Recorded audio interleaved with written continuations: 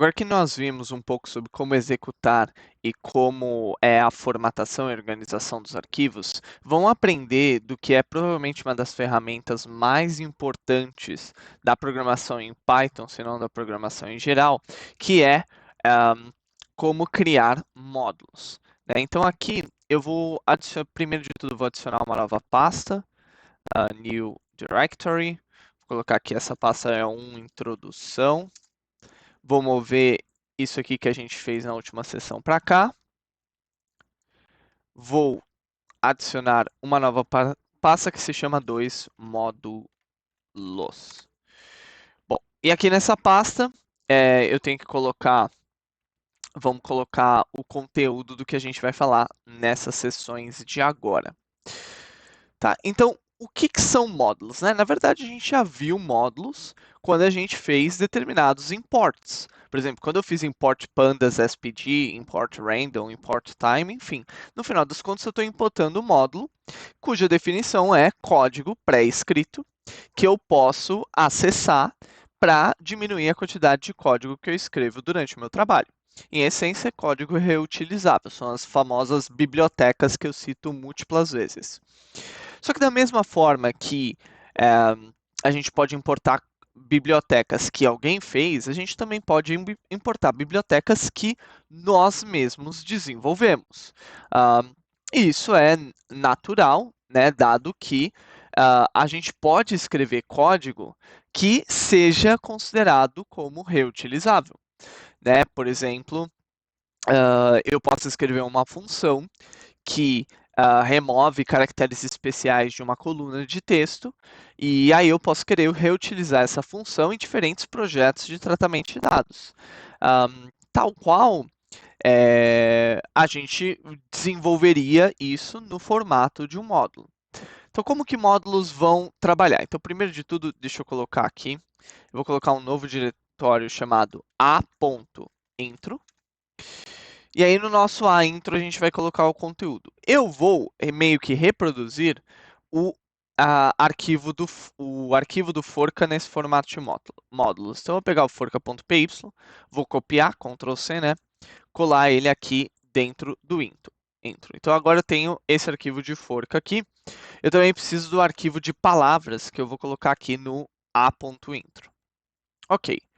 Perfeito. Se eu fosse executar esse forca.py aqui, vou dar um run, e aí vou dar um run aqui, forca.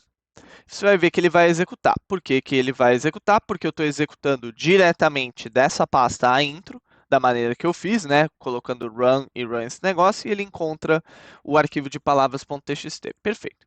Agora vamos supor que eu quisesse reorganizar esse arquivo, porque nesse momento ele é um arquivo bastante grande, né? 240 linhas, e aí eu tenho uma combinação de variáveis globais com uma função principal e outras funções locais. Vamos supor que eu queira, por exemplo, mover esse forca.image aqui para um módulo ou para um arquivo distinto e importar esse arquivo distinto. Como é que eu faço isso?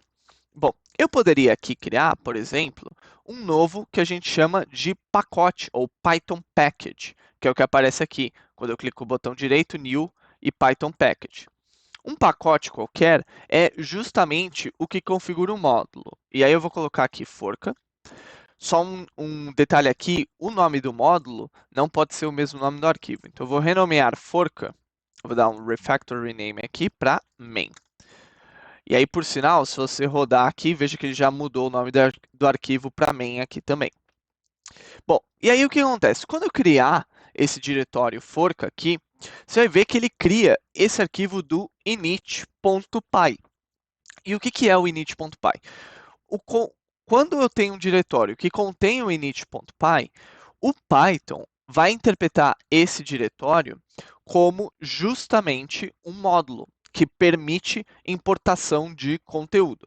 E o arquivo de init.py é o arquivo que, em grandes linhas, vai configurar como essa importação funciona. E ao longo das próximas sessões, a gente vai ver sobre maneiras como a gente pode manusear esse arquivo init.py para mudar a maneira como um módulo é importado. Mas, continuando, nesse momento, O meu módulo forca não tem qualquer conteúdo, ele só tem um arquivo init.py que está completamente vazio. Bom, o que eu preciso fazer? Eu preciso começar a mover conteúdo desse arquivo aqui para lá e fazer essas importações. Então, o que eu vou fazer? Eu vou vir aqui e clicar para criar um novo arquivo. E esse novo arquivo eu vou chamar de constantes.py. E aí, dentro desse arquivo constantes.py, eu vou pegar aqui o meu forkImage, vou dar um Ctrl X e vou colar ele aqui. Então, agora o meu arquivo de constantes contém esse forkImage aqui. Por sinal, deixa eu dar um Tools, External Tools Black, só para ele dar uma formatadinha, beleza? E agora, o que acontece? Esse forkImage aqui não é mais reconhecido como uma variável global desse arquivo main.py. Então, eu vou apagar esses global forkImage aqui. Então, apagar esse cara aqui. E aí deve ter uma segunda ocorrência que está aqui embaixo. E agora acabou as ocorrências. Só que agora eu preciso realizar a importação do forkImage. Então, o que eu vou fazer? Eu vou vir aqui e vou dar um from. E aí eu tenho que passar a localização de onde esse arquivo está. Nesse momento, esse arquivo está no diretório forca, ponto, constantes, que é o nome do arquivo. E aí aqui eu posso pegar e importar o forkImage. E agora, se a gente executar o nosso programa de novo, você vai ver que ele funciona normalmente. Por quê? Porque ele conseguiu obter esse forkImage daquele diretório. Inclusive, se você for e der um Ctrl click, ele vai te levar para o arquivo de constantes. Então veja o quão simples é criar um módulo. E aí, se eu tivesse um outro arquivo que não fosse o main.py, que fosse qualquer outra coisa, eu poderia fazer a importação do forkImage por meio dessa sintaxe aqui. Agora vamos limpar um pouco mais meu código, né? Além do main, eu tenho uma série de funções que são funções internas aqui do funcionamento do programa. Então, eu vou pegar essas funções internas, todas aqui, set palpite, jogar novamente e o caramba, e eu vou pegar elas e vou mover aqui para o fork, eu vou colocar um novo Python file que eu vou chamar de funções. Então, vamos vir aqui no main, eu vou pegar a partir aqui do ler palavras até o verifica se ganhou, vou dar um Ctrl X aqui, vou colocar aqui em funções, vou colar esses caras aqui. Tá vendo que precisa de algumas bibliotecas, então eu vou copiar elas, colar elas aqui em cima.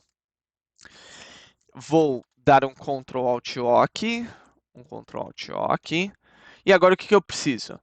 Esse main aqui, tá vendo que ele aparece aqui que tem alguns erros? Ele não está reconhecendo uma série de funções que eu preciso importar. Então eu vou vir aqui, eu vou colocar from forca, né? Ponto funções import. E aí agora vamos lá. O que eu preciso importar? Eu preciso importar esse ler palavras, eu preciso importar, e aí eu vou colocar em várias linhas porque eu gosto mais. Ela palavra aleatória. Deixa eu copiar várias vezes isso aqui. 2, 3, 4, 5, 6, 7, 8, sei lá. Acho que vai ter mais ou menos isso. Imprime com espaços. Vamos lá. Imprimir jogo. Recebe palpite. Jogar novamente. Verifica se ganhou. Então, isso aqui. Apagar isso aqui. Agora note que imprime com espaço aparentemente é uma função interna e não é usada por ah, nenhum outro bloco de código aqui na função main. Então eu vou dar um Ctrl Alt O para otimizar os imports. E agora se eu tentar rodar o meu programa, ele vai dar um erro. Porque ele está falando, olha, forkImage não é conhecido. Mas como assim não é conhecido? Por quê? Porque aqui no meu arquivo de funções, eu uso o arquivo forkImage. Então, o que eu preciso fazer? Eu preciso importar esse cara aqui. Mas note que, antes, o meu bloco main ele estava fora do meu pacote de forca. Agora, o meu funções ele está dentro do meu pacote de forca. Então, como é que eu faço essa importação? Bom, eu não falei, mas quando a gente fez o main aqui, em que eu fiz um from forca ponto alguma coisa, isso aqui é o que a gente chama de import ou modularização por caminhos absolutos. Por quê? Porque eu estou passando o nome do pacote e o nome do arquivo. Só que existe também o import por caminho relativo, que seria eu fazer o quê? Eu passar o caminho para o arquivo constantes. Nesse caso, como funções e constantes estão dentro do mesmo pacote, o que eu posso fazer é from ponto, e o ponto no Windows, Linux, etc., no sistema operacional, ele indica o diretório local. Então, from ponto, e aí eu posso colocar constantes. Então, do diretório local, arquivo constantes, realize, por favor, a importação do arquivo do conteúdo forca.image. E agora, se eu rodar esse cara, você vai ver que ele funciona normalmente. Então, isso aqui é o import relativo. Ah, mas poderia eu ter feito o import absoluto aqui dentro desse cara, colocado um forca? Você poderia, na verdade. Se eu rodar, você vai ver que ele funciona também. Mas, geralmente, dentro de pacotes, você vê que o PyCharm até dá um erro lá. Eu acho que o erro, na verdade, está relacionado com o nome forca. Depois a gente vai ver qual seria o nome adequado para isso aqui.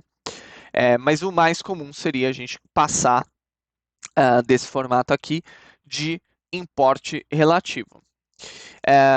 E o que é interessante também é que a gente também consegue fazer ah, múltiplos e múltiplos pacotes, tá?